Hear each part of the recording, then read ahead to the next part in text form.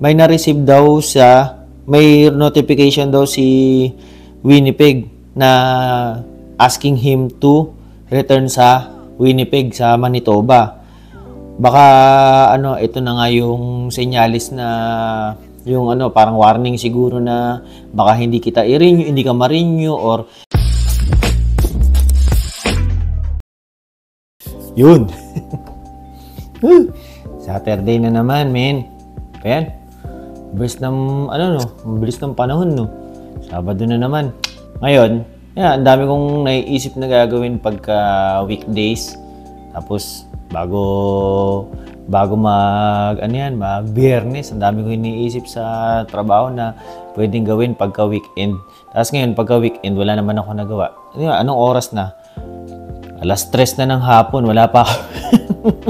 Sabi kasi ni Yorme, mamimili kami ng ngayon, ng yung mga, sa sasakyan, kailangan lagyan ng yung pangsalo ng mga dumi. Kasi parang mat lang yun eh. Di ba dito, sa snow, ganyan, maraming nababasa yung mat. Dapat yun, goma yun eh. Kasi pagka nababasa, napuputikan, naman, bago yung sasakyan. Dapat maayos yung yung mating mo. Ewan, gastos na naman. Wala pa nandun pa sila, nagugupitan pa sila ng buhok eh. Parang magpagupit na rin kaya ako. Hindi, kaya mo lang yung buhok na yan. Wala na tayong magagawa. Nga pala, mag-shoutout muna tayo. Marami tayong pa-shoutout ngayon eh. Ito yung lagi kong nalilimutan pagka nagagawa ng video. Kasi pagka gumagawa ako ng video, may maiisip lang ako itong araw na to. Tapos gagawin ko lang yun. Tapos pagkatapos kong gawin yung video, basta mag-iisip lang ako ng title. Tapos yun, magsasalita na lang ako sa harapan ng camera. Ngayon, marami nagpapa-shoutout. Hindi ko na siya shoutout. So ngayon, naalala ko yung shoutout. Kaya mag-shoutout tayo. Shoutout kila Ariel Mendones, si Pons Caudila ng Bicol, si Jason P. Ito, laging first to eh. Pero natatalo ka na. Palagi ka na ngayong second. Meron laging mga nagpo-first eh sa mga videos ko sa YouTube. Si shoutout kay Benjamin Poblete, si Apronino Bolaser, saka si Paul Jan Bilbao. Shoutout sa inyo lahat yan sa Pilipinas, no? Sana makapunta na kayo dito sa Canada para naman meron tayong ma-meet na mga nanonood dyan sa Pilipinas. Akala mo naman talaga sikat, Ordinaryong lang naman. Nagagawa lang ng video ng mga kalokohan ng hanip. Pero yun, shoutout sa inyo mga tropa. Nga pala, ito yung video na to, gusto ko sanang, gusto kong italakay. Talakay, di ba? Kasi, di ba may mga past videos ako na, yung parang pwede kang mapauwi kapag, pag hindi, kaka-PR mo lang, tapos lumipat ka ng province. Ngayon, may mga nakilala tayo na ganyan nga, sabi nila, napapauwi. Pero, wala namang, walang yung details na ito, merong nag-comment sa akin na basahin ko. Hi po, tungkol sa paglipat ng province after ma-PR under provincial nominee. Para sa mga provincial nominee lang to, na-discuss namin to sa Ispat Pinoy. Kasama ko dun si Miss Ina, si Rice Velasquez, saka si Boss Mark ng Carino Family. Panoorin nyo yung video namin dun. Yung kompleto. Basta marami kami napag-usapan dun. Halos 1 oras na kwentuhan yun eh. Maganda yung mga na-discuss namin dun. Ito nga, tungkol sa MPNP to. Better to research or see the rules about it daw muna. Kasi yung coworker ng mister niya, kaka-PR lang sa Winnipeg, dito sa Manitoba. Ngayon, last January lang daw na PR. Ngayon, lumipat daw sila kagad ng Alberta. Di okay na, lumipat na sila. Kaka-PR lang yun ha. Ngayon, nung March daw, may notification daw si Winnipeg na asking him to return sa Winnipeg sa Manitoba. Baka ito na nga yung senyalis na yung parang warning siguro na baka hindi kita i-renew, hindi ka ma-renew or kasi pini-PR kita rito sa province na to tapos aalis ka lang din pala kagad.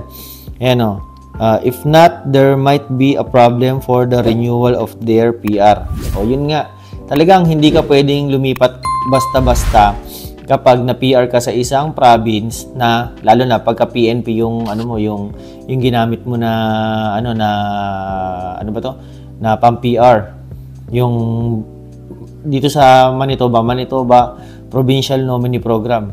Kaya mas maganda mag-stay ka muna rito ng mga ilang taon bago ka lumipat, no? Yun, sabi ko nga, ayan, yung sinasabi ko, nag-comment ako, tapos, yun nga, nag-reply siya sa comment ko na, kaya po, bumalik na sila ng family niya sa Winnipeg, kaysa malagay pa sa risk yung opportunity na ma-renew yung PR nila or maging citizen sila dito sa Canada. So, yun, kailangan mo talagang, kailangan mo munang mag-stay rito ng na siguro sure na yung yung 2 to 3 years na pag-i-stay mo rito, no? Ganun talaga eh. Yun lang yung yun yung delikado na na gawin pagka kaka-PR nyo lang dito. Na lalo na MPNP yung gamit nyo or yung PNP, provincial nominee, no?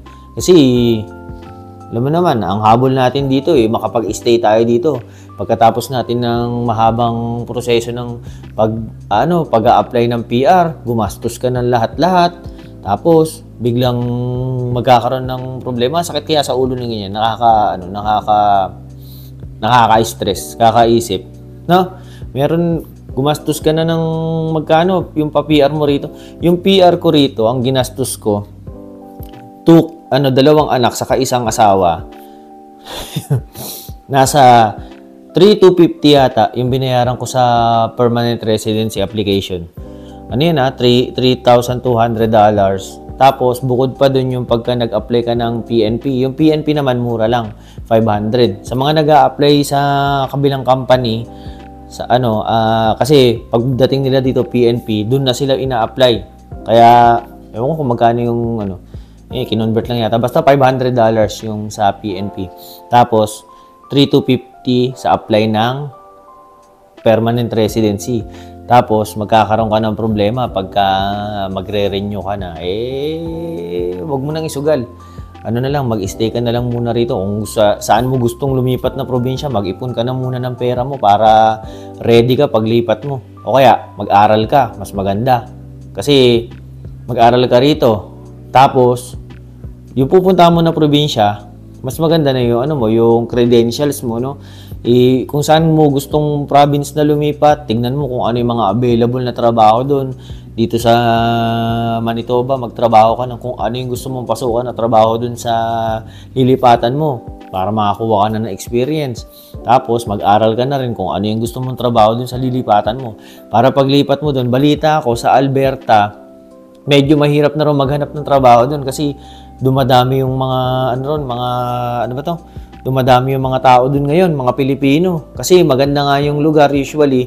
Kadalasan dito pagka magtatanong ka yung mga kababayan natin dito, yung mga tropa natin dito, gusto nilang lumipat sa Alberta madalas. Kasi maganda nga naman talaga yung lugar ng Alberta, sa totoo lang. Kahit ako gusto ko dun kasi maraming pwedeng galaan, ganyan, maganda yung lugar, medyo tapos yung tax nila, isa lang yung tax nila dun. Tapos basta maraming mga magagandang saka mura din daw yung mga bilihin dun. Kumbaga hindi nalalayo sa cost of living dito sa amin sa Manitoba. Kaya maraming gustong lumipat sa Alberta. Ang problema nga lang dun sa Alberta, pareho rin ng namin dito ng weather. Masyadong malamig. Hanggang ngayon, tingnan mo, spring na, pero nag-i-snow na naman. Pero onti na lang. Maganda rito, kahit mag-snow, pagka-spring na, natutunaw din kaagad kasi medyo mainit na yung panahon . No, yun lang. Ang haba na yata ng mga pinagsasabi ko na naman dito. Tapos, kung magpa-shoutout lang kayo, shoutout, comment nyo rito sa mga videos na to. Kung gusto nyo magpa-shoutout, ganyan. Tapos, yung mga nanghihingi na naman ng CV sa akin, yung mga nanghihingi ng IELTS reviewer, message nyo ako sa aking FB page, paulit-ulit. Doon lang ako magre-reply. No? Kasi pagka minessage nyo ako sa aking personal account, hindi ko kayo re-reply. Pupuntahin ko rin kayo dun sa, sa Facebook page ko. No? Yun lang. Ano pa bang iba natin pwedeng i-discuss? Kasi mamaya, nandito na darating na yung mga koloko . Malamang magiinom na naman, Sabado ngayon eh. Tapos, mag-e-edit pa ako. No? Ilang muna. Like, share, subscribe yung mga ga. Alam yun. Sige na, paalam.